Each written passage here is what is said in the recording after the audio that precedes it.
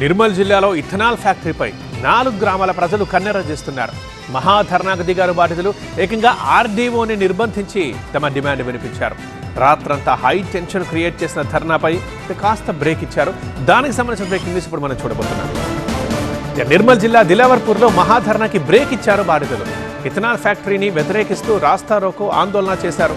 నిన్న ఆర్డీఓని నిర్బంధించారు 4 గ్రామాల ప్రజలు. గంటల కొద్దీ శ్రమించి ఆర్డీఓని తరలించారు అక్కడి నుంచి పోలీసులు. అయితే ఆర్డీఓను తరలించే క్రమంలో వాహనాన్ని ధ్వంసం చేశారు ప్రజలు. దీంతో ఉద్రిక్త వాతావరణం నెలకొంది. ఆర్డీఓ తరలింపు అనంతరం శాంతించారు నిరసనకారులు. దిలావర్పూర్లో 500 మంది పోలీసుల్ని మోహరించారు. ఇథనాల్ ఫ్యాక్టరీ వైపు జనం వెళ్లకుండా భారీ భద్రతను పెంచారు.